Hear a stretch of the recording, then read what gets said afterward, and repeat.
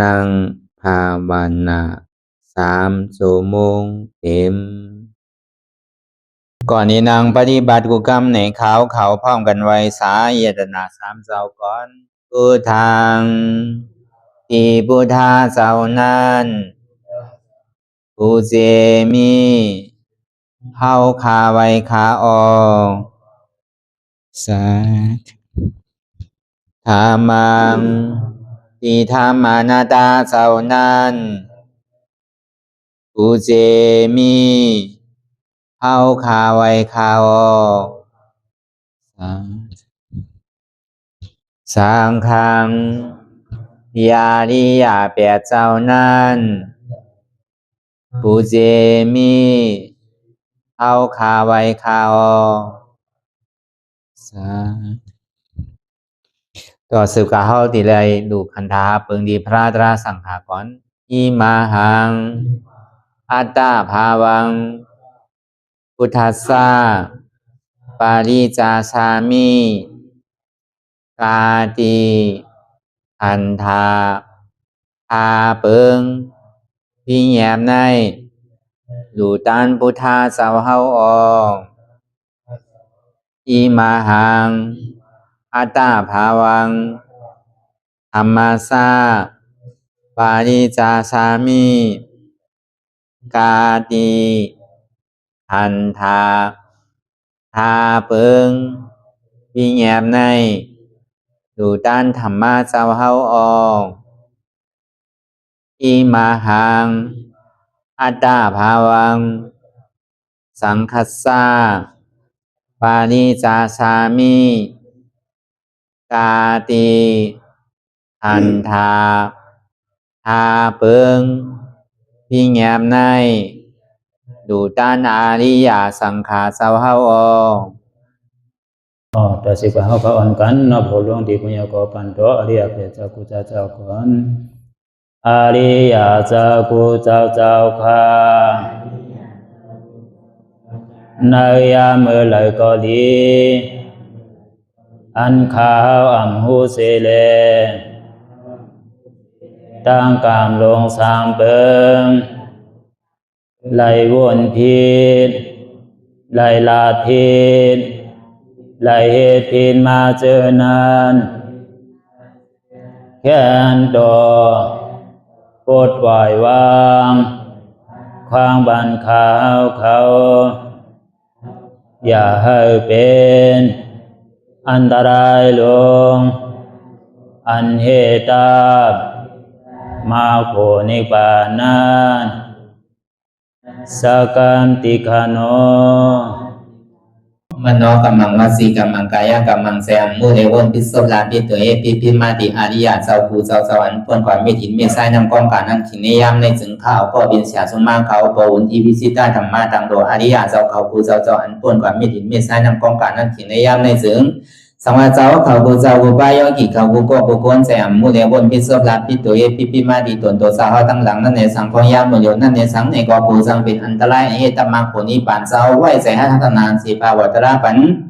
ยาได้เป็นอันตรายให้จำมาผลนิพพานตอนนี้กว่าวันตามเมื่อตาเฮจงกันอาหันทุกข้าทุกข้าเป็นอนัตตาเยาเดียวอนัตตาตาเปอัตตาที่วิจิกิสาเกลียสานั่นเลยมดสิ่งเก่งหายกว่าในภาวะสัตว์ในอังแผงมัน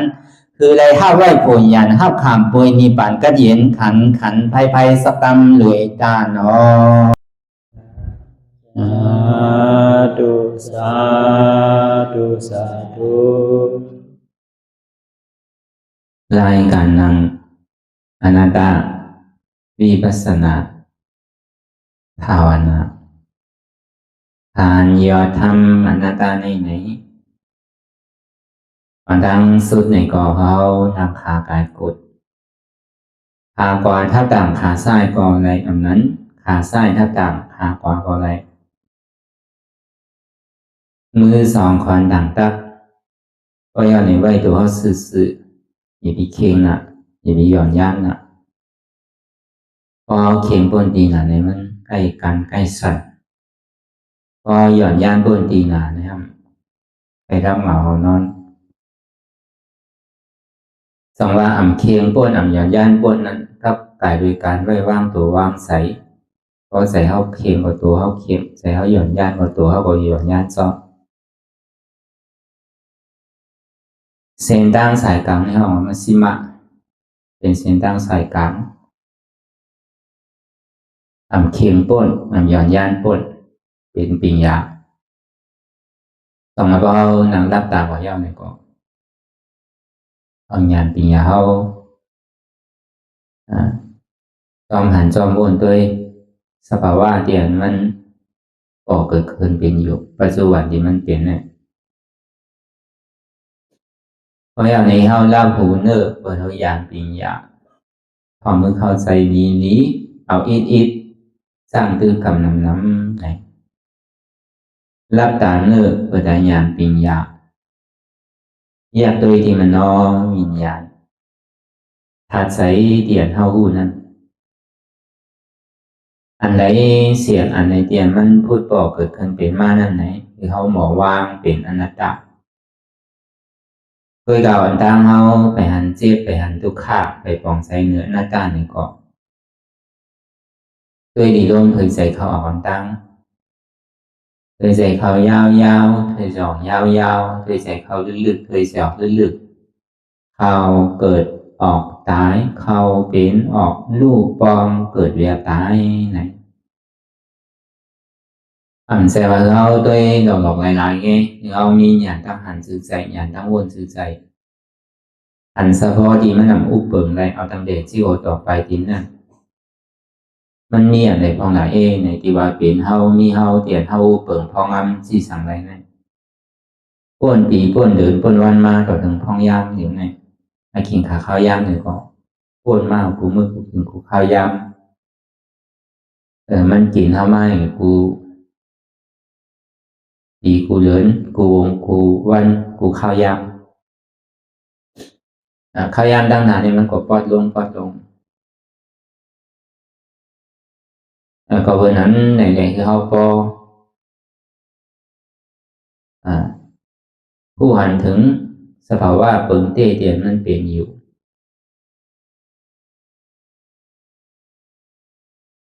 สองวันโจข้าวเตียนเขาในมาจ้างถึงคำตราในก็ได้ว่าเป็นน้ำตอนพอนดีเตนั่นนะแล้วก็การนั้นเขาอยู่พยายามอยู่นี่มันเป็นการอัตตาหิตะมันเป็นการพุทธะส่วนโตพยอะไรก็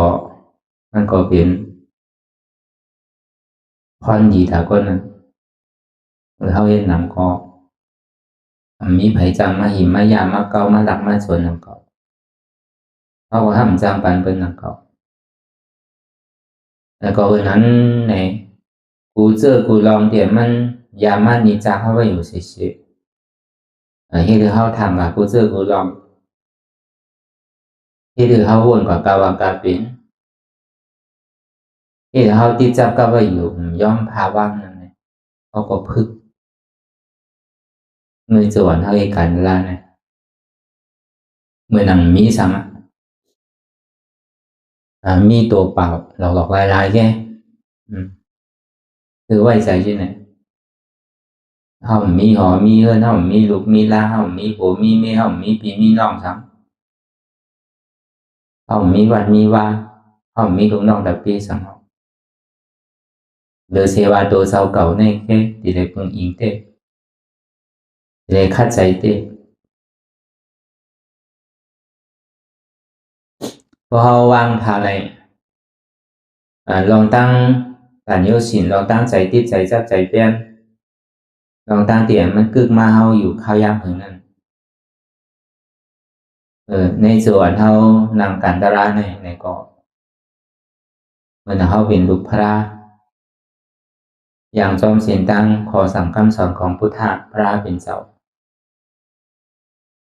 ก็นั้นในพระเป็นเจ้าเขาในอิโนเนยเนี่ยสัตวะเชื่อจานหมันยันชื่อใจนั่นในเขาป้อในถอมในยิ่ง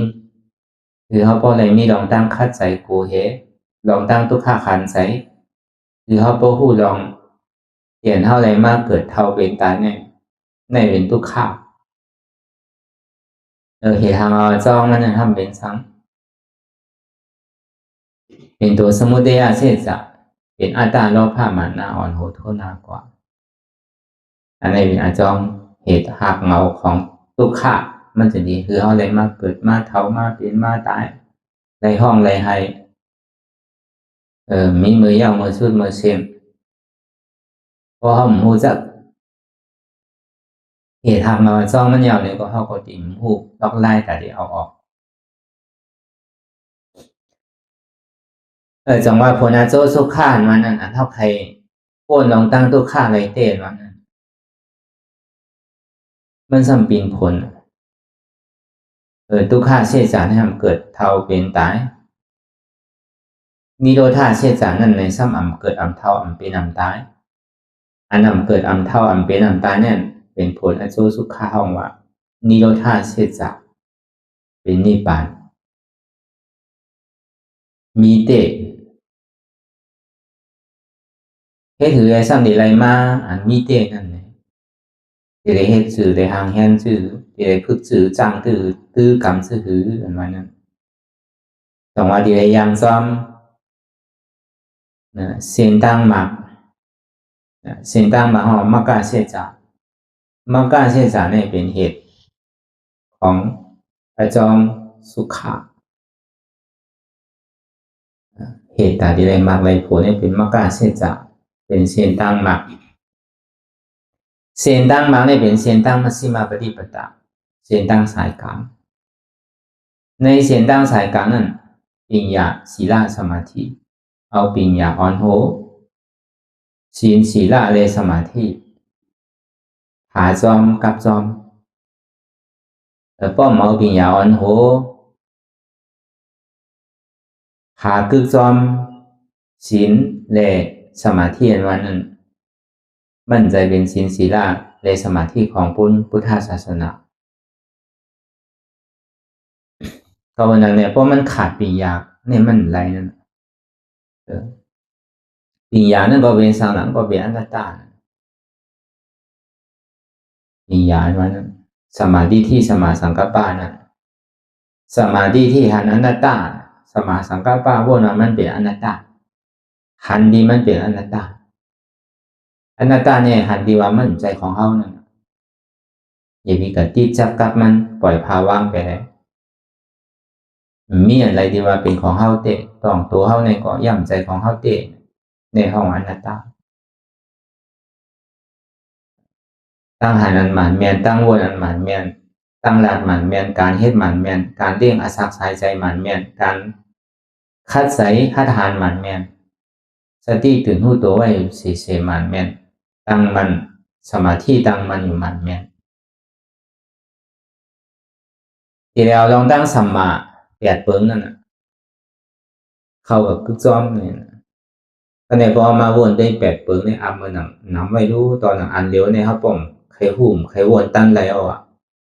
นั่นใจนั่นก็เขาว่าปียะถ้าวนว่าเป็นอนัตตาเนี่ยนั่นเป็นปียะ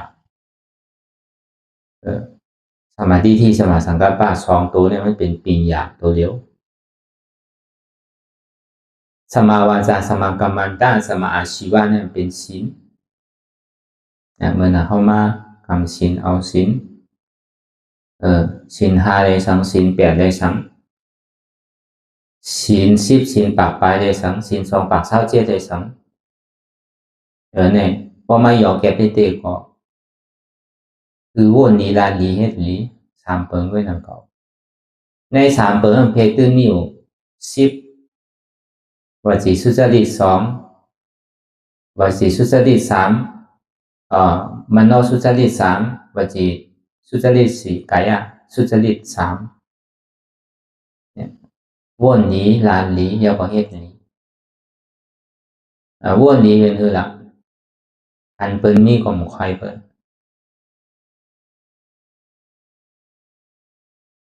หันเปิ้นรู้เปิ้นซุ่มเปิ้นดีเปิ้นตกแต้มในก็หมออีดูเปิ้นยุ่มย้ำตะละยุ่มย้ำว่าบ่เฮ็ดหลีไรดีเฮ็ดหายได้หายหวานเจอพันนั้นใดไว้ก็ที่ฮู้ว่าสิได้รับผลอันโจอันนั้นต้องว่าเฮ็ดหลีไรดีเฮ็ดหายได้หายคือเฮามีรองตั้งยุ่ม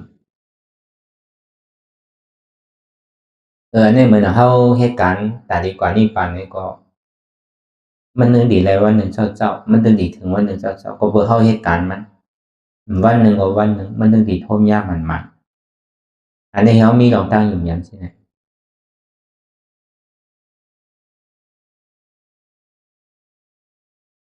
ก็ในว่าจีสุจริต3เนี่ยกับจีสุจริต4อ่ำว่ากำ8กำเหรียญอ่ำว่ากำค่ากำขายอ่ำว่ากำให้กำจามอ่ำว่ากำเหรียญกำหลอกอันนี้ห้องว่าตั้งลานดี4เบิ้งการเฮ็ดหลี3เบิ้งเอาตัวอาศักใส่ใส่เปิ้นขาดลักเอาโพของเงินคำเปิ้นยากเก้าโผเก้าเมเปิ้นอันนี้มันอยู่ในชิ้นก็ยิ้มย้ำว่าเฮาก็มีอยู่แล้ว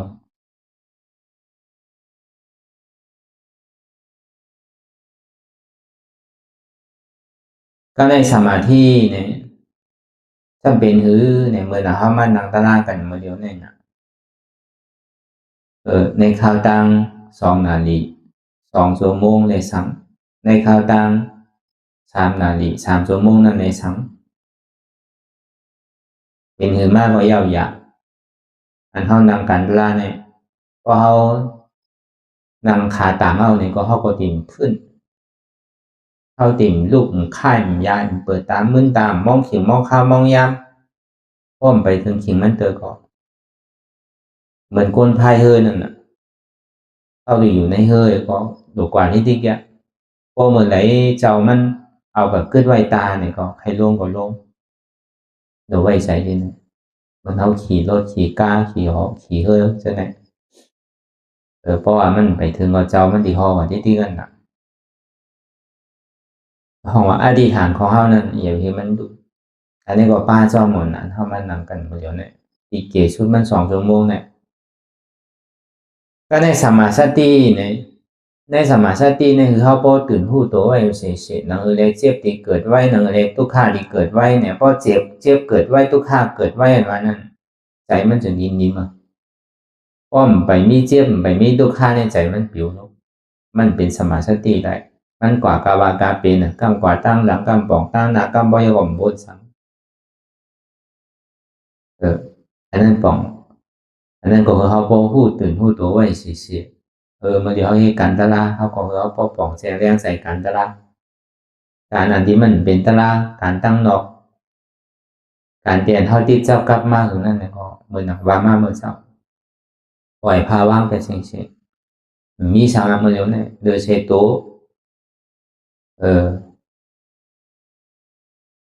ก็เหลียวแกมาเดี๋ยวเนี่ยมีอย่างอ่ะเหมือนเท่าเป็นลูกพระลาวคือมีใจเช่นไหนก็ได้สมาธิเหมือนเท่านั่งมาเดี๋ยวเนี่ยนะก็ต้องนั่งสมาธิอย่างนั้นนะคือเรียกตัวเขาปฏิมันนั่นก็มันผู้มันก็ต่างซ้ายมันก็ต่างขวามันก็ต่างมหาปริญนางคัดเทศนั่นนะคือเลยเฮาติมมันนั่นน่ะมันจะดินดังจังหวะไล่นางคาไก่กุดเนี่ยมันสร้างถุงเลยเบิดก็เคยมันดีเนี่ยก็ต่างให้มันดีๆนั่นน่ะพอมันต่างเต็มเนี่ยมันใกล้เอาลงเพราะต่างสูงเนี่ยพอเยื่นก็เยื่นมากหายหนังเก่าเขาก็เฮ็ดกันมาหลายวันหลายสิบหลายเช้าวันแล้วเขาก็ดีผู้ดีปอมันอยู่หนังเก่าอันนี้เขามาสมาธิในสมาธิเนี่ยมันมีสามันอ่ะสมาวายามะสมาวาสมาสติสมาธิแต่พอไม่ยอมมีปัญญาศีลสมาธิอันนี้มันไหลถึง8เปิงไหลถึง8โตมันใช้วิญญาณปัญญาได้มันโดหูภาษาบนเซ็งมันโดหูดีหูไล่มันโดหูปิตกา3กองมันโดหูในธรรม8เหมือนเสียงเนี่ยโดหูกูโต อภิธรรมะเป็นหือมีหลายจุ่มหนึ่งซ้ำมีก็หือวินัยนั่นมีอยู่20,000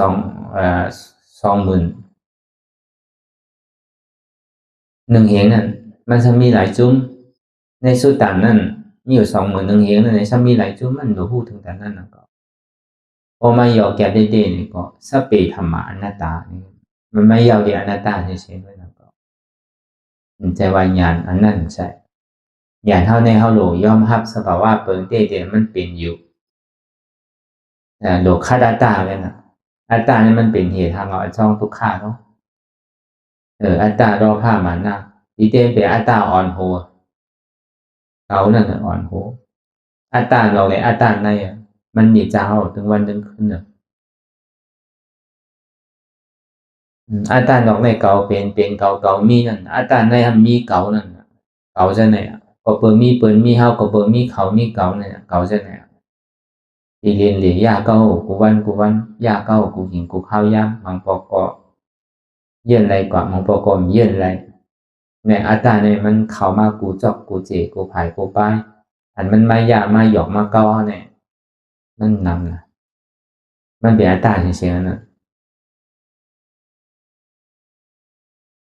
เจ็บก็ดีเจ็บก็ดีเพราะอะไรต่างเอาเนี่ยก็ต่างถึงพอสุดกว่าจังหวะในกระดิ่เชจ่าอันนี้ก็ดีมีหนังเก่าอย่างในเชจ่าอธิษฐานของเฮาตั้งเข้าใจของเฮาตั้งยังอ่านของเฮานั้นมันติ่มเสกว่าหลอกหลายนำก็เกตคือมันปอไหลคือมันปอฮัดไหลคือมันปอมีลองตั้งคัดใจเลยเยื่อนหึมพอผ่านกว่าไรอันนี้ก็เลยว่าท่อมเสกติท่อมถูกนี้ป้อมเป็นอันในเขาดีถูกนี้นะเขาว่าหลู่บรรพราตราสังขารรู้ขันธาเปิดเขาเนี่ยพอเขากูเขาค่ายเขาย่ายเนี่ยเหมือนเขาเอาขึ้นท่อมดูเต้นนะป้อมดูเต้ก็ถูกนี้แล้วนะเมื่อของไปนั่นเนี่ยเอาขึ้นมันไรเอาดูก็เอาก็โดดเป็นนี้นั่นนะที่ได้ทรายขึ้นหลายปูนนั่นไว้ใจใช่ไหมการเอาให้การตลาดเนี่ยมันโดดมีลองตั้งยังอันพอเปิดไข่ป้วนลองตั้งตุกข่าเขาสันนี้เฮ็ด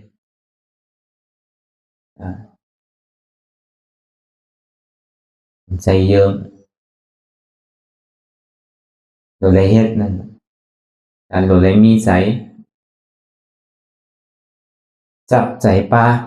ลองการเขาเฮ็ดนั่นพอเขานั่งรับตาไปแล้วก็เขาหลงวนลองตัวลองใจเขาในที่แก่มันมาหนีจากตั้งไหนก็เขาหลงนาทีเขาในหลวออกไปอย่าไปเอาเขานั่นนะอย่าไปเอาเขามาเปิดมาปั่นก็อย่าไปเอาหลวออกไปอันต่างๆเนี่ย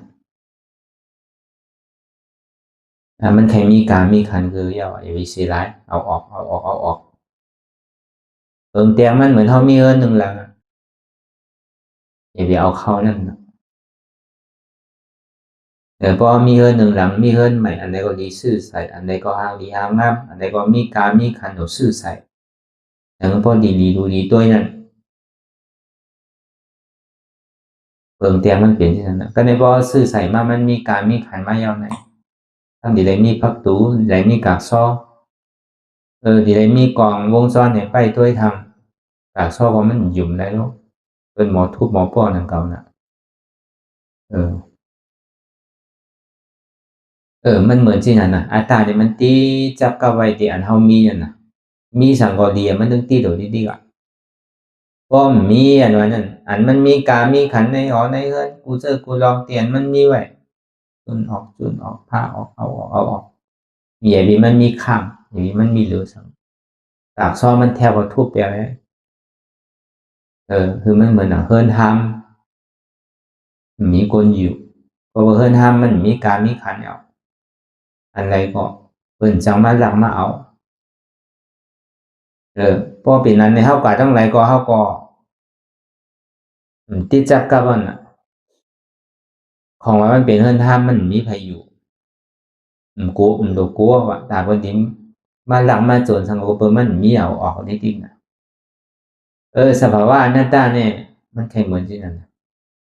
วนด้วยดีๆเหมือนศาลาอยู่หิมตังที่เป็นเฮ็ดไว้เนี่ยใครๆก็ดื้อๆใครๆก็เศร้าๆมีน้ำมีสังปันกินเฮามันติดจับกับมันใครๆอยู่ก็ได้ใครๆอยู่ก็เอาวะคือเฮาไว้ใจปล่อยภาวะที่นั่นน่ะลองสังเกตก็ยาวๆลองโกนก็ยาวลองเฮิรนก็ยาวในส่วนเฮาฝึกจ้างตึกกรรมตลาดเนี่ยสิเลยพึงวางที่นั่นน่ะเลยอัตตามันดีเกมันติ่มเลยมีลองตั้งใจที่ใจซับใจเพี้ยนนั่นแต่ตอนหนังตัวเฮาก็เหมือนนั้นหนังเก่า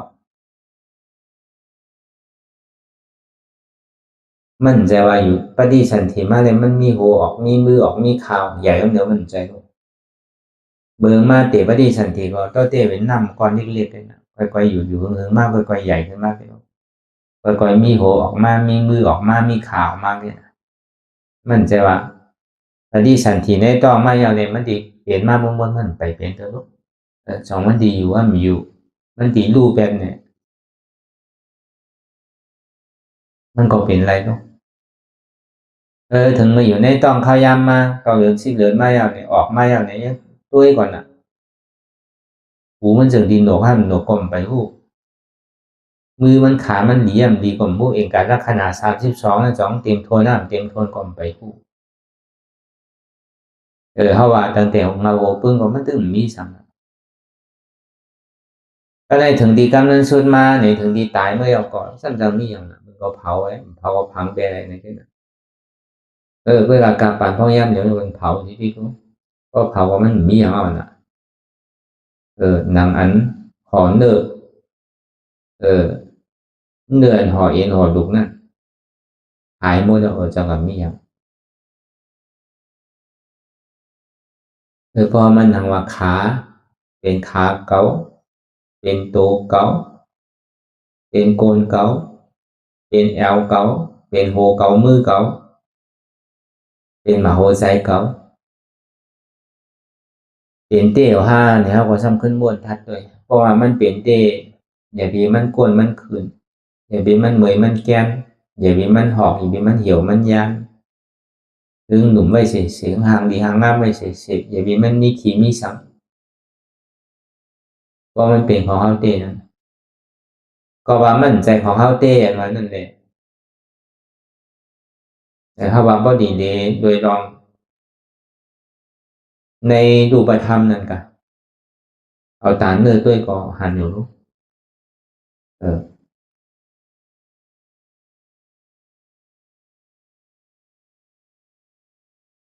เพราะหันป่องแจ้งแรงใส่เช่นนี้เนี่ยก็เขาก็ดีฮัดสุดเพราะเขาผมรู้ว่าเป็นของเขาที่ดีเจ็บเอวเจ็บที่ไหนที่ดียุ่มมาเป็นของเขาที่ดีพอมันเป็นของเขาเต้เนี่ยยุ่มย้ำว่าเขาโดนสั่งอะไรก็เพราะมันสั่งอะไรเลยมันใจของเขาอันวันนั้นอีเต้มันก็อนัตตาอันวันนั้นมันมีหัวมีมือมีขามีตัวพอมันมีมันโดนเจ็บโดนก้นโดนขึ้นโดนออกโดนเหี่ยวโดนย่านโดนเท่าโดนเจ็บโดนเจ็บโดนตายเพราะว่ามันมีเต้เนี่ยแหละมันซ้ำติเท่ามันซ้ำติเป็นมันซ้ำติตายพยายามลำก็หอกเนื่อหนังยามเคงก็หย่อนย่านมายามดันกันมากก็ซ้ำอ้วนอ่อนกว่ายามกว่าไว้มากรวมเนี่ยก็ซ้ำกว่าเทิงเป็นอันนี้มันบอกในเราตั้งดีว่ามันเหมือนเก่าแล้วมันเกิงอย่างพอเหมือนเคินก็มันเกิงเอามันตีปีนเมื่อไรกวนเมื่อไรปั้งเมื่อไรนั่นก็อันเท่ายาก็หายในโซเกียบโซข้าวเหมือนอย่างเพื่อนมันดีอยู่นี่ก็เนี่ยพอหมดปกมองแมงมันใส่อยู่ตั้งในเอาเนี่ยเขาทำเอาสีตาปันเนี่ยเราเต็มใหม่ตั้งเนาะตั้งในเนี่ยมันตึกใส่ตึกกินอยู่ที่มันตีมุดเมื่อไรกันมั่วแต่การได้เขาก็ย่ำไปเป็นเฮือนปีนเฮือนลมยังมีส่วนในส่วนเป็นก็ได้ว่าขามดีอยู่นั่นก็ เอาอะไรมาให้การตลาดก็เฮ็ดปอกไหนก็ปอกอากาศดีปอกนั่นเฮ็ดวันไหนก็กามดีวันนั้นได้เฮ็ดเดินไหนก็กามดีเดินนั้นพอเฮาเฮ็ดไรมาเนี่ยจังเฮ็ดเอาล่ะแต่ว่าเฮาสิได้พึกไว้เต้ๆนั่นน่ะวันหนึ่งถ้าไปมาเนี่ยเฮาสิเป็นมีไผรอดได้ดอกยอกาตั้งเจ็บตั้งไข้เนี่ยซึ่งสิเป็นมันตายก็บ่รอดได้ดอกพอเฮาพึกเจ็บพึกเฒ่าพึกตายเนี่ยเฮาสิหมอเจ็บหมอเฒ่าหมอตายน่ะเฮาสิหมอไว้วางใส่น่ะสิมีอันใดล่ะแต่ที่ยาเฮาขึ้นมาขึ้นมันเป็นไรดอกแล้วก็วันนั้นน่ะตาลาเนี่ยมันต้องยอมรับตนเตี้ยที่มันเป็นอยู่แต่ในตาดีตัดกิเลสานั้นในที่ได้พึงอิงอันไรพึงอิงดินน้ำลมไผ่ลมแห้งไผ่ลุกดินแข็มน้ำแห้งลมแห้งไผ่ลุกเขาสุกน้ำแห้งที่ได้เผาดีๆกันเนี่ยหนังบอดีหมดหนังบอดีเสียงเนี่ยมันหนาหนาเนาะแผ่นดินเมื่อหนาว240,000อยู่จะนานเนี่ยย่ำไปคืออัตตาเดียมันหนาก่อนตั้งหนามันพอหอมก็ออกเตะมันจังกันไรพอก็ออกเตะก็อันหนาของมันดีวางอันวางของมันดีหายไปนะผมก็ออกลาเนี่ยก็มันก็หนาขึ้นที่เหมือนแผ่นดินเมืองในตลอดมันใจว่าเรียกโลกมันใหญ่ขึ้นนิดนึงนะตั้งแต่พระเป็นเจ้ากากุสัน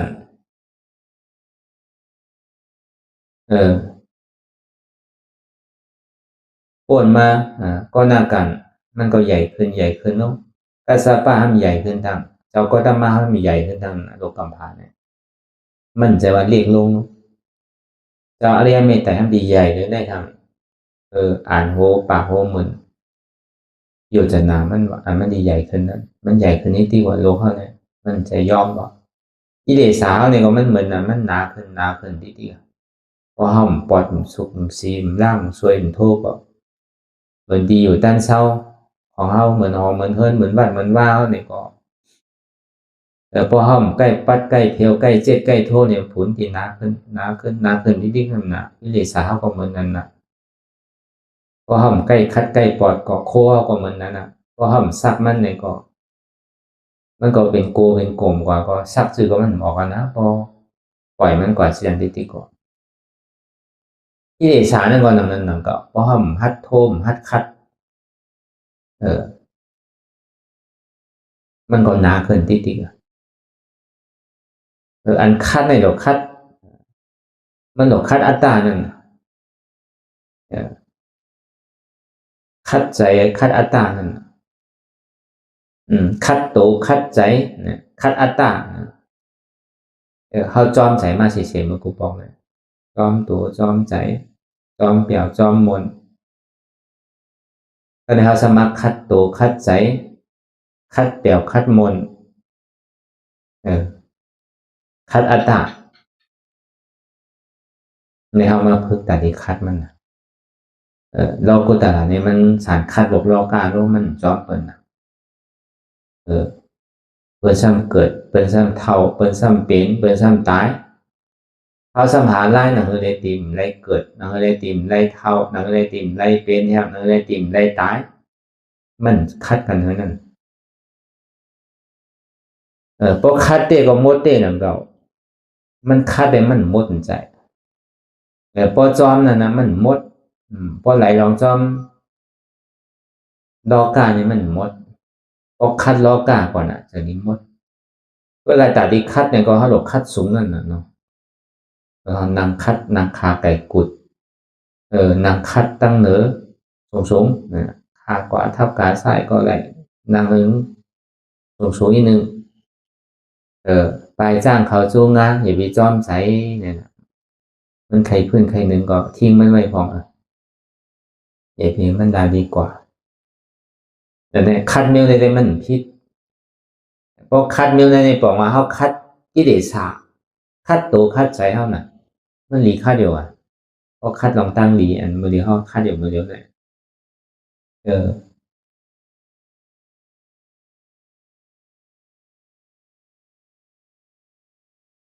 เขาวันในเมืองในเวเป็นเปี่ยวมนทุกข้าก็มีอยู่พอข้าวยำนำทงก็ทุกข้าอยู่ข้าวยำซึกมีก็ทุกข้าอยู่มันมีเมื่อเปี่ยวเมื่อทุกข้านั่นพอทบเราการทำมาเนี่ยก็ใจมันดีนะเราการทำแปดเปิงนั่นมีโขมีไฮมีข้อมีลับมีอ่านนะโต๊ะอ่านนะมีหลีมีไฮ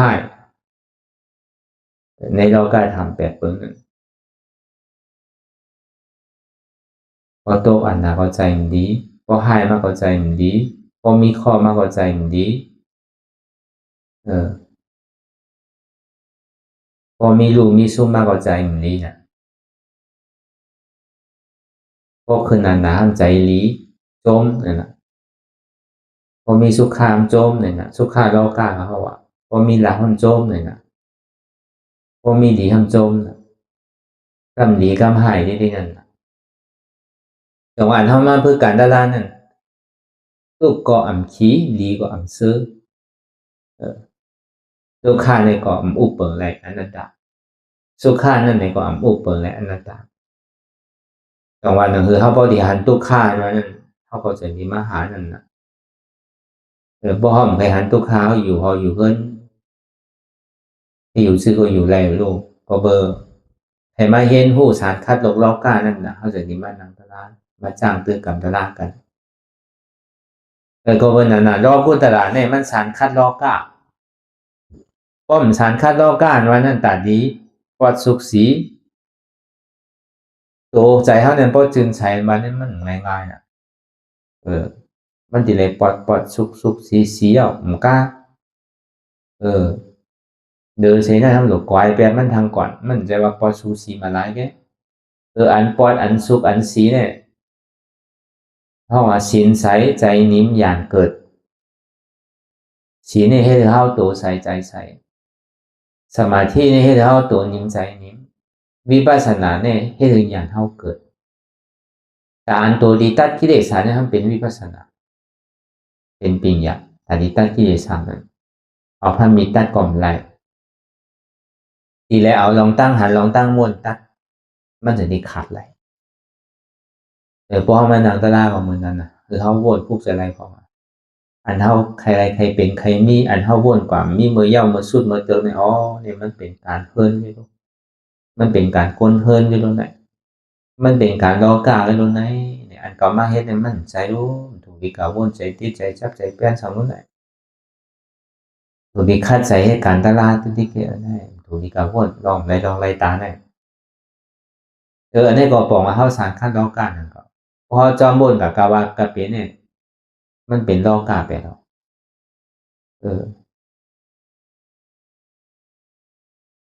เมืองกูปองมันมีเมืองหนึ่งเพิ่นก็อ้อนกันก่อนนอนว่าเมื่อเดียวก็มีหนังเก่ามันใช่เมืองกูปองคนนอนว่าของน้ำน่ะว่าพวกเขาหวานนะนอนว่ากันก็ในนางผีอยู่ในเมืองผีนั่นซ้ำหันคนนอนว่าเนี่ยคนนอนว่านั่นเนี่ยเมืองผีเขาในดีเต็มกว่าเสียงก็ในแต่เพราะเขาตายมาได้เขาดีมาเกิดเมืองผีหมดอ่ะเนี่ยว่ามันถามว่าที่นั่นว่ามันกับเราในคนผีเราในคนผีซื่อเนี่ยคนนอนว่าเนี่ยนำเนาะเพราะวันศีลมันทำเขาหวังมาเนี่ยก็เขาตายเนี่ยเมืองผีเขาในดีขึ้นเนาะจงดีมีดีอยู่มันเขาอยู่ท่านในทำไมใจดีอยู่นะเฮ็ดหน้าเนี่ยว่าพอเมื่อใครพูดว่ามาเลยเข้ากันเรียด้วยเมืองก้นเนี่ยว่าคนผีอ่อนนางผีมันก่อนผ่านคนผีนั่นก็ผ่านเฮ็ดก้นเท้านั่นนะนางผีก็ผ่านเฮ็ดนางหางหลีหางงามนั่นน่ะก็ในบ่กว่าเย้าเนี่ยเขาก็ถามมันว่าปู่ชินเขาจะนั้นถามมันว่า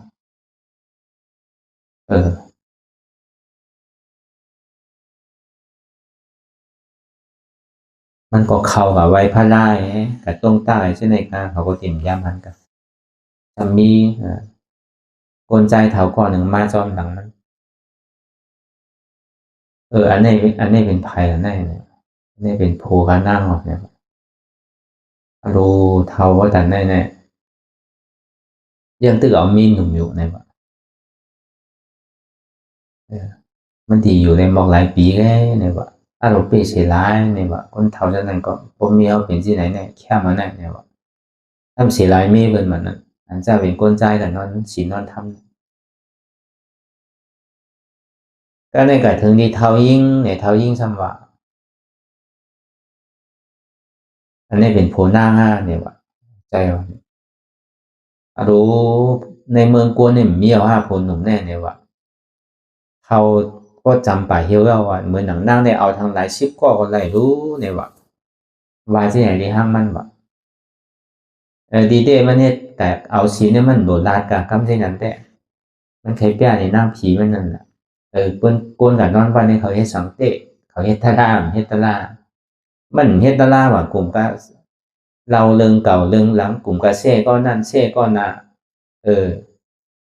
กลุ่มก็อุบเคอตั้งหลังได้ว่ะอุบลงหอรองเฮิรนอุบลองกล้ารองขายอุบลองโผรองเมฆว่ะอุบลองดูเปิ้นดูเข้าอ่ะโผเปิ้นโผเฮาเมเปิ้นเมเฮาอ่ะอุบลองได้แค่ว่ะการตะล่ามันลองตะล่านี่มันพันเขาอุบอ่ะอันก้นกับนอนชินนั่นเป็นที่นั่นก่อนเชียงๆว่ะก็ในจากนี้มีนายเท้าก้อนหนึ่งอยู่ไปซุ่มฆ่าอ่อนนี่แหละซ้ำมีนำหมอนำไว้อันหนึ่งมันก็ไปก็เขาสองก้อกับจู้มันนะครับเนี่ยอ๋อเนี่ยก้นเท้าในเท้าไม่ให้อย่างที่ไหนเนี่ยว่ะอ๋อข้ามาอยู่ที่ไหนเนี่ยข้าอะไรกู้โสเนี่ยว่ะข้าอะไรกู้โสสู้ทำไปทำการอะไรเนี่ยว่ะอ๋อเขาเป็นโพมีกันเนอะมันจังหวะเนาะเนี่ยว่ะน้ำยาจัดก่อนมันจังหวะอะไรตั้งหลังมันเฮ็ดมาซื้อเนี่ยก็จังจอมไรเนาะ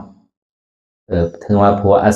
อายุอาศักแกเนี่ยก็ไว้ใจเหมือนหนังอูเลยนาเนี่ยไว้ใจหักเหมือนหนังอูนาเนี่ยหรือหักผัวเหมือนหนังอูนาเนี่ยเหมือนหนังปอนาเนี่ยสร้างขึ้นบาเดียน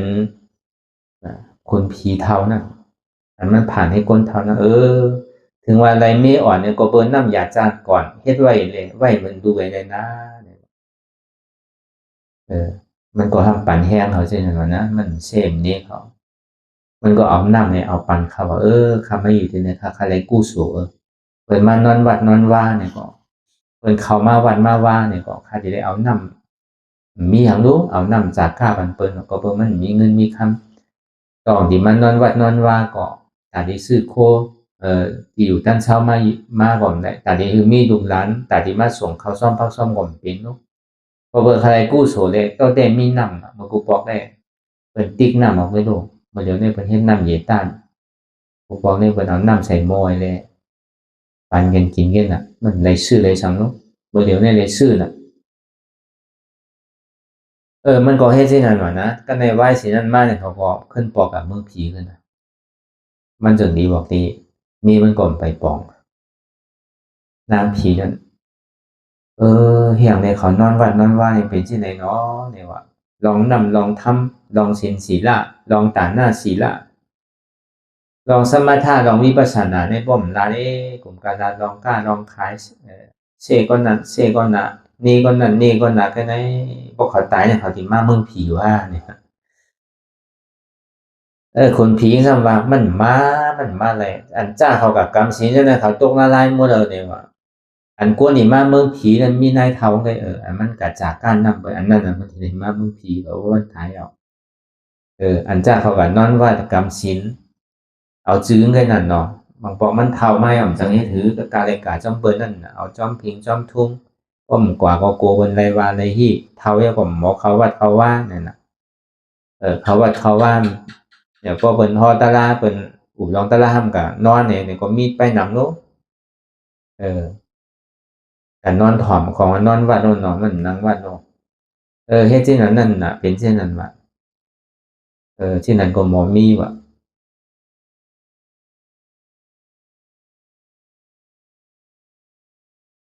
ก็เบิ่นนั่นน่ะก็เบิ่นมันมีแต่มันก็พอๆกันเออ ก็เหมือนนั้นเฮามาเหตุการณ์ตลาดเนี่ยก็เหมือนนั้นนั่นเก่าเฮาโดปล่อยภาวะแบบตึงโมตึงปึ๊ดตึงเสียงบ่วนก็มันดีบ่วนลาดก็มันดีลาดเฮ็ดก็มันดีเฮ็ดเฮาโด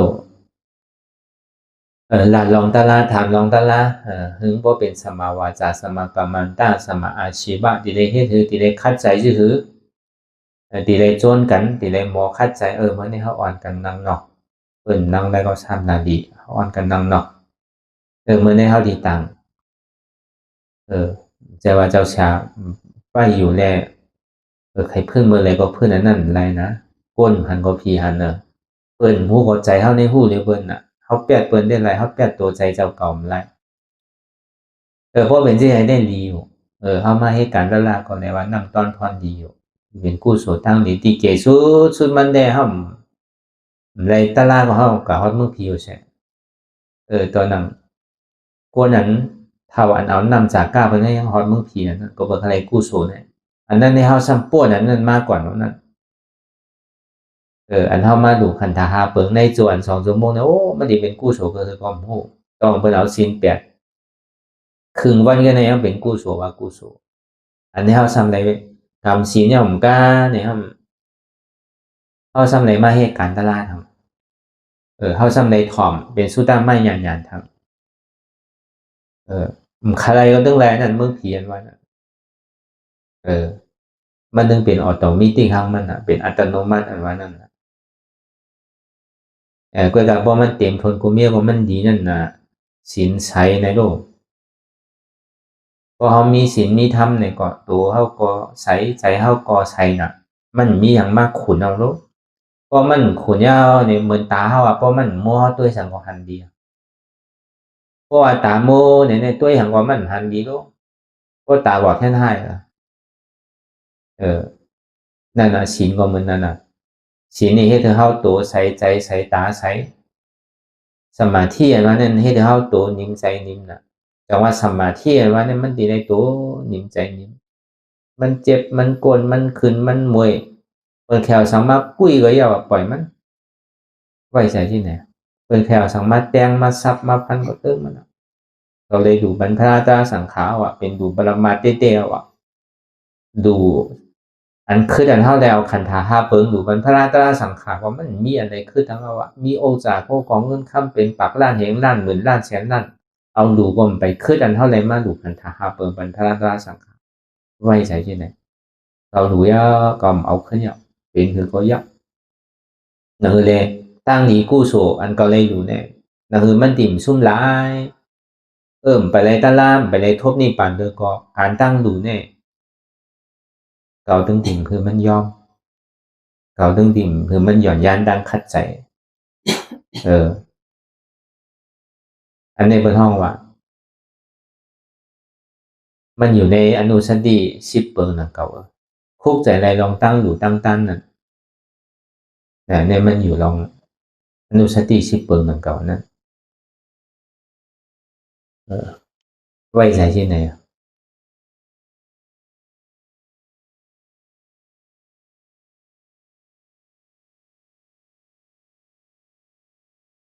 ก็วันนั้นหาลอกไล่สื่อก็ยาวหนังเลยเขาพอดีเยื่นไรกว่าลองดังตัวคานี่มันปกเป็นมากหนังเขาติ่มโก้หนังเขาติ่มก้านหนังเขาติ่มข้านหนังเขาติ่มลืมหนังเขาติ่มไอ้นั่นเขาดูคัดใจเฮ็ดนั่นแหละพอเป็นที่ไหนที่เดียวเนี่ยก็มันคัดมันปอดมันสุกมันสีมันคัดมันปอดมันสุกมันสีอยู่โทอยู่ที่ก็มันมาหินอ่ะด้วยหรอกมาหินสีคาสีเมื่อนั่นโอ้โทกับโทมากกว่ามาหินยังยอมหมดนั่นที่ใครก็ออกซ้อมนั่นน่ะมาหินก็ยอมลงนั่นน่ะมันเหมือนนั้นน่ะพอโทกับโทมากก็ยอมที่ก็กำเนิดสุดมากกว่าเมียมาหินสีนะพอเขาโทกับถึงร้อนถึงแกนมันเนี่ยก็มันก็ไกวไปละต่อถึงมันบ่ใสในห้องว่าศีลใสมาเอาในก็ใจมันก็นิ่มมาเอาในก็มันหันแจงแรงพุทธภาษานี่หันแจงแรง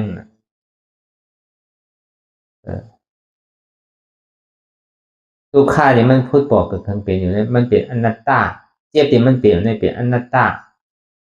ในห้องว่าหันเจียงเลี้ยงติอนัตตาหาอนัตตาหันอนัตตาตัดอัตตาถึงก่อนที่เป็นอนัตตาในสมาธิที่อันว่านั้น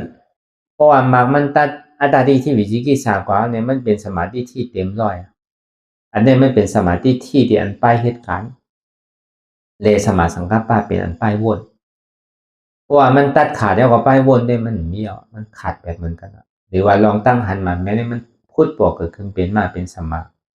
เต็กที่เต็มทนดีๆแต่อนัตตาออโตมิติกำเดียวห้ามหลวงมันต้องขึ้นมาเหตุการณ์ทั้งมันต้องว่าหาอนัตตาหันอนัตตาตัดอัตตาไล่อนัตตามันต้องขึ้นมาเป็นออโตมิติกมันก็ขัดใจให้เช่นนั้นนะพอให้เตก็ไล่เตพอเตก็ใส่เตขัดเตก็หมดเตตัดเตก็ขาดเตมันหนอฮัดแกแต่ที่ให้ถึงมันพอเต็มทนอะไรนะตัวนิ้มใจนิ้มตัวใส่ใจใส่อย่างถึงมันเกิดมันมีชื่อเป็นชื่อเข้าหันดีๆนะพอนำมันใส่เอาก็มีหลายตัวมีอย่างพองพอตาเขาใส่เขาหันดีๆเอาใครก่อนเลยมาเลยก็หันน่ะพอตาใส่พอตามัวเนี่ยให้ก่อนให้มามันเหลือให้ก่อนให้มายางประหลาดลงไปแล้วพอตามัวมันก็เหมือนนั่นนั่งเก่าแต่อันทำให้การตลาดเนี่ยก็มันก้องกายกันเช่นใครว่ามันจะว่าโหลอะไรมีปีญาณำก็คือที่ยาวที่สุดมันได้ก็เขาโหลฮัดเปิงเดียวไงโหลคัดใจโหลฮัดในเปิงเดียวเนี่ยเพราะว่าต่างเขาเป็นเหือใจใครบิ้วก็ปล่อยมันบิ้วไปเจ็บแต่ก็เติงมันตัวgọiที่กรรมมันเจ็บไว้คนหนังน้ำเดียวเจ็บกันเดียวกันมันเจียวเย่ามันปล่อยปั่นน้ำเดียวนั่นน่ะใจเขาก็มันบิ้วน่ะปล่อยเขาโหลฮัดเนี่ยเขาโหลฮัดจนเนี่ยของปอกมันมีก็ปอมันหนังเอาเจ็บกันเดียวดีởนั่นอันเท่านั้นhướng này chép mà nên mình có lý rồi anh ท่านั้นหาลองไล่กูเจอกูลองต่างทรงก็ต่างมหาปริญก็ต่างต่างใช่ก็ต่างก็เบอร์หักก็เบอร์ใครหันเจี๊ยบไว้นั่นก็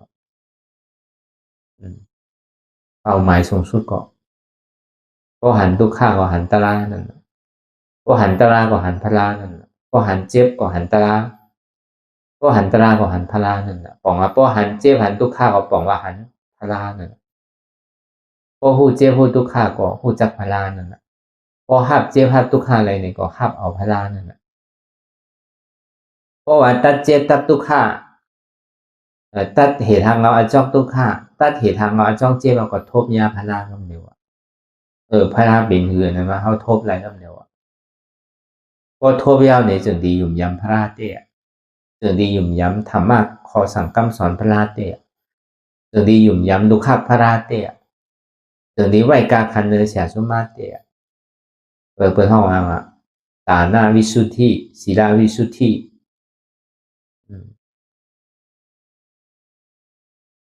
ศรัทธาวิสุทธิมันเพิ่มเกินกว่าตั้งแต่มันเหมือนชื่อละมันหนังลูกว่ะพวกคำไปยามไม่รู้กันวันฮักปอฮักเมย์วิญญาณอยู่ว่ะพวกคำไปยามไม่ลุกเตอพอเมื่อไรเขายามมีลุกมากกว่าถึงที่คู่อันพอไม่ฮักลุกในตานเฮอเนี่ยมันถึงที่คู่นั่นเขาไปยามมีลุกเลยว่าฮักพอฮักเมย์เนี่ยเขาใครเมียวเลยว่านั้นเขาใครเปิงเขาลัดแกเขาใครออนปออนเมย์ในลัดแกว่าพวกเขายามมีลุกเตะไปยุ่มว่ะลุกอันว่าฮักปอเมย์ว่านั้นควรพูดท่าศาสนานั่นก็เหมือนกันว่ายุ่มย้ำลาตราสังขารนะเนี่ยก็อย่าบีเนี่ยยุ่มเตอว่ะมันหมอเกิงหมอเปิงว่ะตัวเรากวนเอาเหมือนเดียวเนี่ยเป็นกวนพุทธศาสนาเต้เนี่ยก็เข้าต่างศาสนาก็ไม่รู้อยู่แล้วมันเปิงนั่นน่ะมันเปิงซื่อแหละมองปอกเขาวัดเขาว่าก็มันได้ถ่อมคำสั่งคำสอนเต้ การตราพระเป็นเจ้าเช็ดจากตราเป็นคือก็ฮู้พวกเขากับเขามาศาสนาเปิ้นทำเป็นโบวนเที่ยวฮ้อนนั่นน่ะมาเอาเลเนี่ยนะเปิ้นทำปันดีๆโลปันปิ่งยาตั้งผู้เปิ้นทำขึ้นใหญ่โลศาสนาเฮามื้อนี้ทำเอามาเลนี่จริงๆน่ะUHF 已断开เอามาเลนี่จริงน่ะมื้อเดียวเนี่ยเฮ็ดก็ให้มาแต่กามใครเขาว่าเจ้าบ่กามอะไรให้บ้องหันหน้าก็หลู่ๆขามนิดเดียวโลแต่กาวให้การนั่นก็ว่าเป็นที่นั้นก็เอามาเรียนนี่ก็บ่มีเงินทำฮัดเขาว่าเรากำไหนยามหลู่ยามตันเนี่ยก็โดดเฮ็ดอันหน้าก็โดดสร้างมาเป็นเจ้าตันหน้านั่นอินโนไหนอินโนเพราะมันใกล้มันบ่อยๆนะซ้ำฮู้จักตะลาหังก็ซ้ำได้เฮ็ดว่าเมื่อไหร่ก็หลู่ขามว่าดีๆก็มันใครการมาใครกลัววัดมาแล้วก็ว่าบ่นั้นบ่หลัวในลีแค่อีมังมีลีเป็นหลัวนั่นไหนหลัวนั้นหลูคือสัมภาษณ์นี่ก็มันข่มใครมานะให้ก่อยให้มาอิ่มวัดอิ่มว่าไปแล้วใครเขาว่าเจนก็มีก็เบิ่งก็เบิ่กำนำเนี่ยเอามาเลยนั่นน่ะย้อนนั่นน่ะเฮาว่าเปิ้นสัมมาเอาเลยนั่นน่ะมันก็เปิงกันสินะให้ก่อยให้มาอิ่มแปดนั่นน่ะสถาเขาจังหมอเปิงเงินก็การบ่เป็นอริยะนี่มันเปิงเงินศาสนาศักดิ์สิทธิ์เป็นไผเนี่ยมันเหมือนก้นตูดมือกูปอกมันเป็นตูดว่ะพระเป็นเจ้าฮอตะลามันก็ใครถอนตะลาว่ะมันก็ตั้งใจถอนตะลาพระเป็นเจ้ามือกูปอกเนี่ยเพราะมันคมมันย้ายเตี้ยมันอยู่เป็นจีน่ะก็เป็นตัวนี้มันคมหนูย้ายใจย้ายเหนือมันอยู่เช่าเลยกำคมใจคมเหนือป้อมย้ายก็มยาวกำเนี่ยเพราะมันตั้งใจถอนตะลาก็มันตั้งอธิษฐานว่าตึ้งย้ายว่ะตูดก็ปล่อยมันตูดคมก็ปล่อยมันคมมาก็ย้ายมันมาหึงหนาวก็ในเขาที่จุ้นเนี่ยในเขาย้ายเนี่ยว่ะเขาที่ตั้งใจถอนตะลาพระเป็นเจ้าพอตะลาพระเป็นเจ้าไปสุดเนี่ยเขาตึ้งลูกเนี่ยว่ะพระเป็นเจ้าก็ฮอตะลาเนี่ยเอามันตกเป็นซอดาปานกว่าว่ะเพราะมันตกเป็นซอดาปานกว่าคนผีชมพูอ่ะเนี่ยคนผีหมาฆ่าคนผีเสียจานนั่นสมาจามใจมันอยู่เนื้อกลางหาวเลยห้องแสสันไปมันตูดเนี่ยว่ะเมื่อใครหังเนี่ยว่ะอะไรออกจากคู่ของเงินข้ามาใครวันในเมื่อใครหังอดีตปันเมื่อหมดกล้วยกะอันเมื่อใครในอดีตปันเชียงกล้วยหนังเขากล้วยกะเมื่ออย่าบีว่าเลยก็หยุ่มย้ำพระราตราสังขารอย่าบีหยุ่มย้ำพระราตราสังขารปะเมื่อผานุเนี่ยว่ะเมื่อความเป็นตุทังเนี่ยว่ะมันก็ลาปะนะในเมื่อมันเป็นภัยอ่ะในมาว่าหังเขาที่ไหนเนี่ยเขาเนี่ยมันเป็นไรเนี่ยว่าตาอันเขาติ่มหยุ่มพระราตราสังขารเนี่ยเอาอาชาเขาตายก็ตึงเป็นไรเนี่ยว่าเอาออกจากพวกของคำมาว่างเขาพวกกองเขาเป็นคนวันคนเมืองเนี่ยก็เป็นไรเนี่ยเมื่อทำเป็นภัยละเนี่ยก็เป็นคนเพียเนี่ยว่า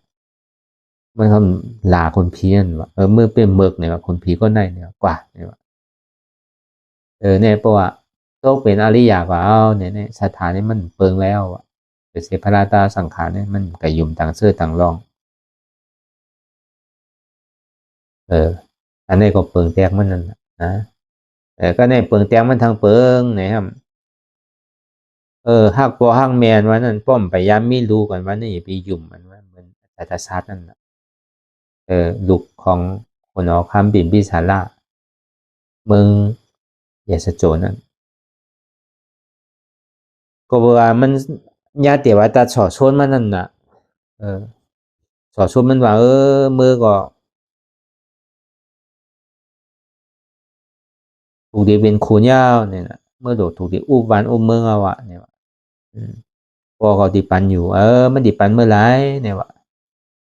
เมื่อชื่อก็เมื่อโดดเครื่องเมื่อโดดให้คนเมืองเตียนปอเมื่อเนี่ยเขาก็สันติเฮ็ดพลาเนี่ยว่ะ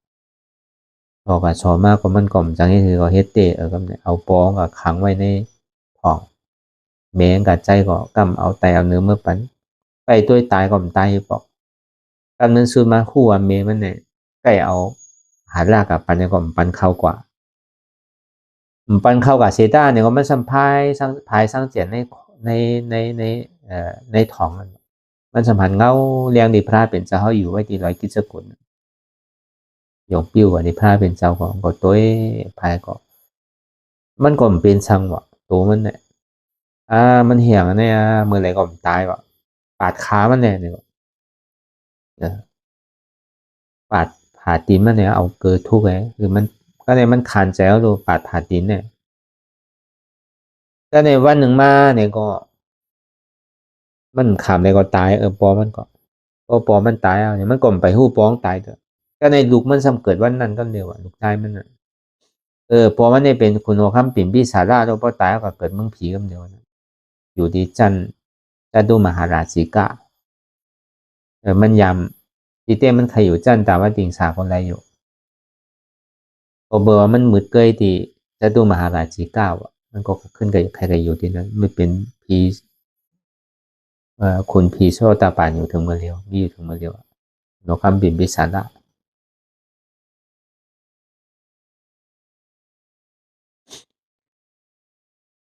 ก็ในฮัมมา2ก็เขาก็ว่าอันข่าวพอตายเนี่ยเป็นรัดข่าวมีลูกก่อนขุนใจเมื่อเดี๋ยวลูกเจ้าเนี่ยเกิดได้ว่าเอามันจมหนาบนตีบนตั้งน่ะว่ามันหัวลูกมันเกิดมาเอามันได้ยินว่าลูกนั่นน่ะเนาะบกุปอกเนี่ยมันได้ฮู้ลูกเป็นเฮือได้มันกลุ่มกาวฮู้จักปอกันน่ะมันจึงที่คุกใจไรป้องกำใหญ่กำลงอารู้อันว่าปอหักลูกหักเอาเนี่ยตันได้เนาะปอเมียหักลูกอันวันเนี่ยคุกใจไรปอมันก็ห้องปอเขาเป็นคือหลักกับปล่อยคำเดียวแหละเนี่ยมันคุกใส่ไรเนี่ยคือกับปล่อยป้องไงวะมันคุกใส่ไรลุงเกิดมาการอันปอเมหักลุงเนี่ยหักถึงกันแน่เนาะแล้วในทางกว้างปล่อยก่อนมือเดี๋ยวเนี่ยมาป่องข่าวมันดีค่ะข่าวมันดีไปแล้วปอจะเขาเนี่ยนอนเพลก่อนยาวตายยาวเอามันใจมันดีวะอารมณ์เก่าเนี่ยมันก็กระทำเมมันวะเมื่อหาเกิดมาเนี่ย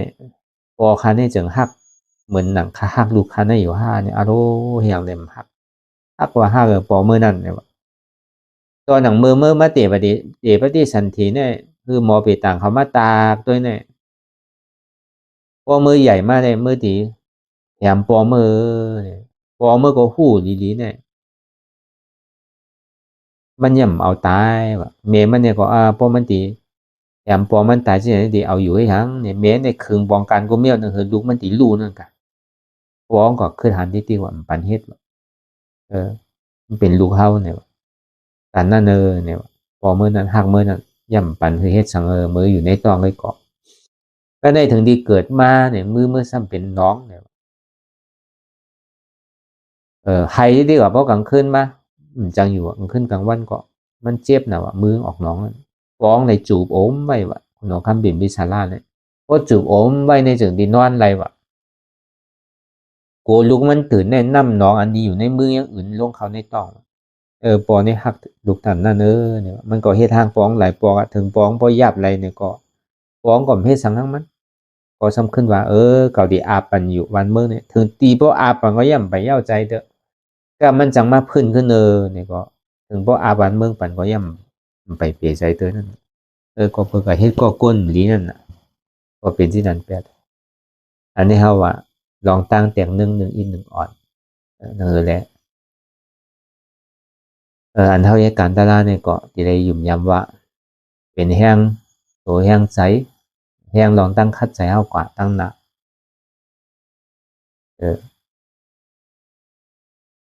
มันโกนตูดนั่นมันคมบอกมันก็ยังเยื่อนอะไรแล้วนั่นถึงดีเยื่อนคมเยิ่มอย่างมันแรงก็ยังตกเป็นโซดาปานถอมตลาดพระเป็นเจ้าเชษฐาตลาดเราก็อันเท่าได้ย่ำถึงแต่นั่นเนาะมือมันหนังเลยนะเจ็บก้นขึ้นอันนั้นได้ตึงคมเฉยๆนั่นก้นเป็นตุนตึงวันตึงคืนตึงคมมันคมแมงมันคมเหมือนนั่นก้นเป็นเฮาเป็นตูดฉะนั้นเฮานี่ย่ำเป็นแต่นั่นเนาะแต่มือเฮามันหนังได้น่ะมันเดือดใจหรือเฮาก็ไว้ใจมือนั้นเนี่ยแต่เฮาเลยตีผ่านป้นกว่าไอ้ข้าวตั้งเดียนเฮาจ้างตื้อกำตะลากันเนี่ยมันก็ดีเป็นแห้งน้ำตอนพอนดี แต่เฮาบ่ได้มีใจขัดใจมีใจโจจาขัดใจแล้วก็เอาในใส่อกใส่ใจแล้วก็พอมันพูดบอกเกิดขึ้นมาทีไรก็อยากเราฮัดจุนภาวะเป็นเสียงอนัตตาว่านั้นมาที่โหมมีโหมมาที่ขามมีขามมาที่มือมีมือมาที่เอวมีเอวมาที่ต้องมีต้องมาที่ใจมีใจมาที่เจ็บได้ก็มีอนัตตานี่ติกทำมีคือหันทุกข์ทำใจฮู้ว่าทุกข์เป็นอนัตตาทำมีหันเจ็บทำใจฮู้เจ็บเป็นอนัตตาทำมีหันว่าอำใจโหเก่าใจขาเก่าใจมือเก่าใจโตเก่าใจเก่าใจเจ็บเก่าทำใจฮู้ว่ามันเป็นอนัตตาทำมีหันเจ็บแกนต้องตอนเนสานสันไว้คมไตไม้กระดอนแข็งสู้ตุ้มจับยายจิ้มอย่าเป็นดูทำใจฮู้อันเจ็บแกนต้องตอนเนสานสันไว้คมไตไม้กระดอนแข็งสู้ตุ้มจับยายจิ้มอย่าเป็นดูเนี่ยเป็นอนัตตาในก็คือเฮาวนยาวๆขยามหึงอย่าไปว่าไผอย่าไปว่าเทิงอันหันนั้นวนอันหันนั้นถึงเพ่งเพ่งกันวนต่อถึงเจ็บนั้นบ่สุดวนต่อถึงทุกข์บ่สุดแต่ต่อถึงอัตตาบ่ตกปุดขัดกว่าอันใดที่มันพูดบ่เกิดขึ้นเป็นมานี่เฮาหมอวางเป็นอนัตตาได้ไหน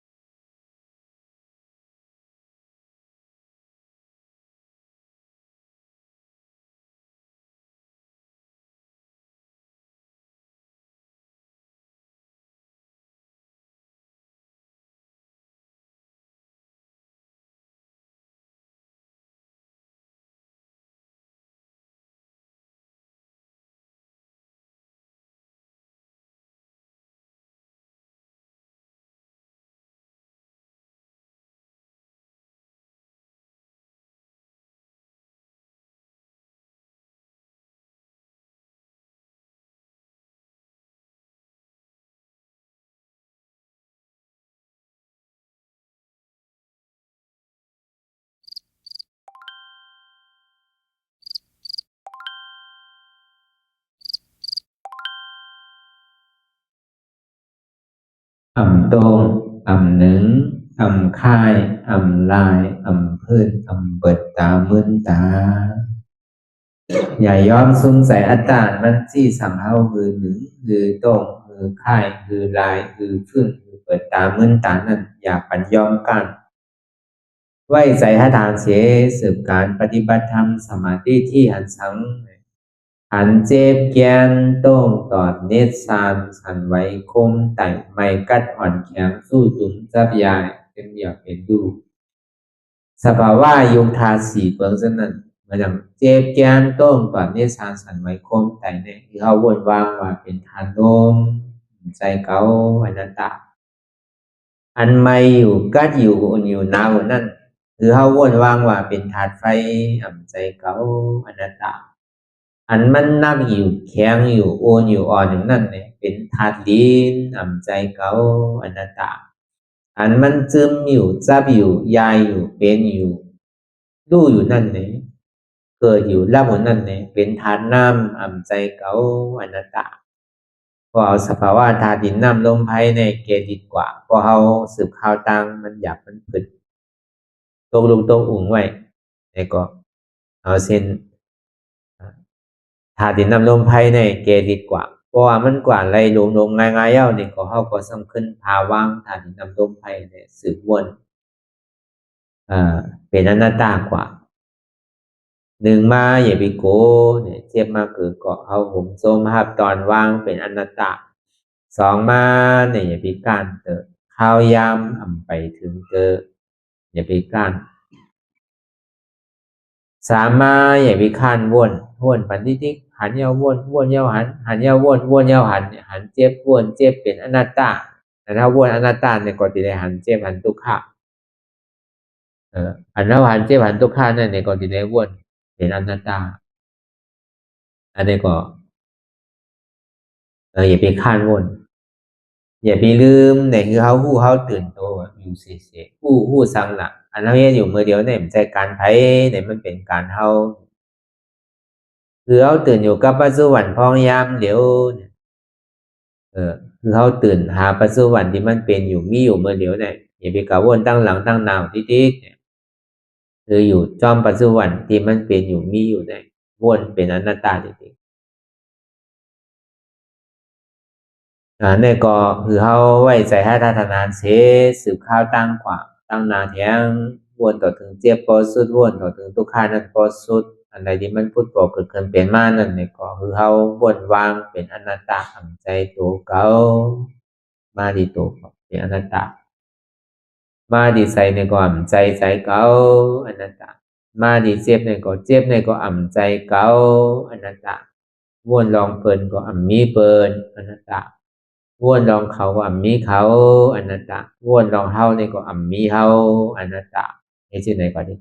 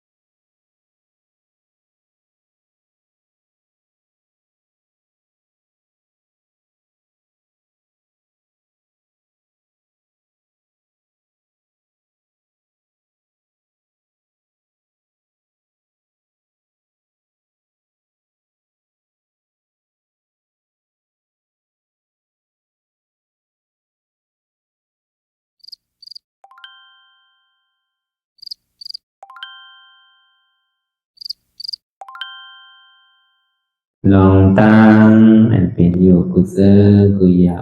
ย้ายข้อมคำไว้ที่ใส่หูถอดถอนออกที่ใส่หูมันออกเสียงก่อน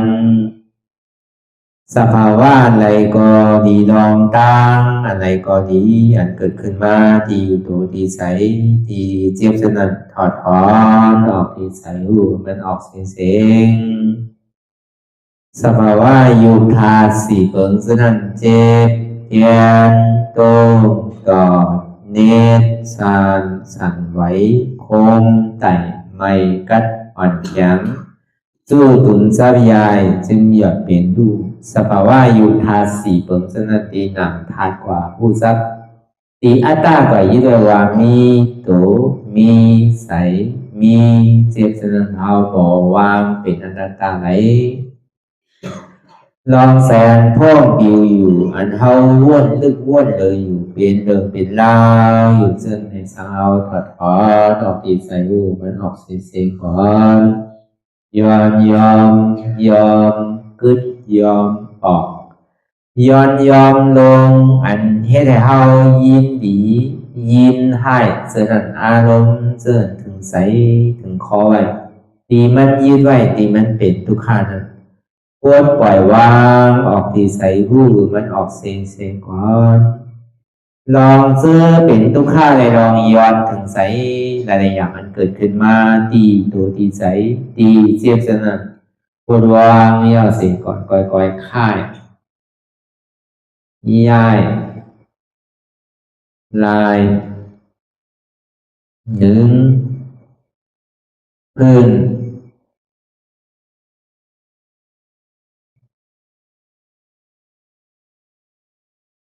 พอยาวๆไหนก่อยเปิดตาลืมตาลอยได้เป็นการปฏิบัติธรรมโคหายอดธรรมอันเกิดขึ้นที่โตที่ใสที่เจ็บอันนั้นโคนหาเหตุหาเงากระจองทุกข้างนั้นต่อสืบการในเฮาที่ได้ส่งเมตตาถึงวิเนยสัตวะตั้งบนตั้งสิ่งก่อนอิดาเมบุญยังอาสวะคายังนิบานังวาหอตุมาปุญญาภากังสเปสัตตาสัมมาลาภันตุอีตังเมปุญญังอันเฮาคาไลมาตือกรรมปฏิบัติวิปัสสนาภาวนาหาอันยอดธรรมอนัตตาในอาสวะคายังเป็นอันถาสัพตัดแต่นาสวะสีเบิงเสียวแลนิพพานังตีนิพพานังขอดูให้ถึงเสกัมติคามาปุญญาภากังคอนดีอันคามานังวิปัสสนาภาวนาทรงยืดปันสเปสัตตานังเทวปเมสลาญาติกาดึนเคเจอคือใดก็แลจากว่าสัตวาทั้งสิ่งต่างดวงงานสมาลาพันตุอะไรพรดีนำกันตั้งเฮาคา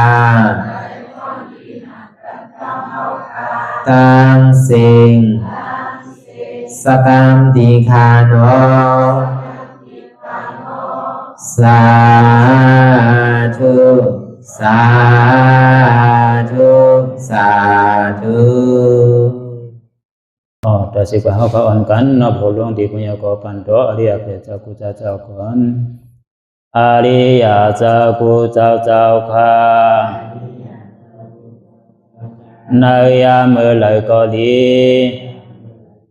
อันข้าวอ่ำหูเสเลตั้งกามลงสามเปิงไหลวนพิษไหลลาพิษ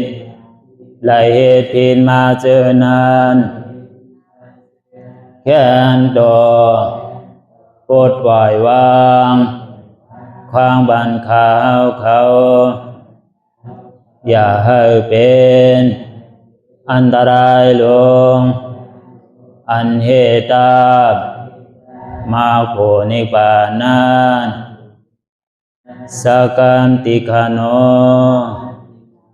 มโนกัมมังวสีกัมมังกายกัมมังแสงมูเอวนพิศลาปิตัวเอปิพิมาติอาริยะเจ้าภูเจ้าสวรรค์พ้นก่อนเมถินเมษายนำกองการนั่งขินในยามในจึงข้าวก็บินเสียสุมาเขาปวุนทีพิสิตาธรรมะตังโดอาริยะเจ้าเขาภูเจ้าสวรรค์พ้นก่อนเมถินเมษายนำกองการนั่งขินในยามในจึงสังวาเจ้าเขาภูเจ้าภูปายกิเขาภูโกภูโกนแสงมูเอวนพิศลาปิตัวเอปิพิมาติตนตัวสาวตั้งหลังนั่นในสังพยามโยนั่นในสังในกอภูสังเป็นอันตรายเหตุมาโผนิปานเจ้าไหวใส่ให้ทัศนานสีภาวตระปันยาได้เป็นอันตรายให้จำมาผลนี้ปั่นต่อนี้กว่าวันตามเมื่อตาเฮจงกันหาหันทุกข้าทุกข้าเป็นอนัตตาเยาเดียวอนัตตาตาเป็นอัตตาที่วิจิกิสาเกลียสานั่นเลยมดสิ่งเก่งหายกว่าในภาวะสัตว์ในอังแผงมันคือไรห้าไหวผลยันห้าขามปุยนิปั่นก็เย็นขันภัยสกรรมรวยตาเนาะสาธุ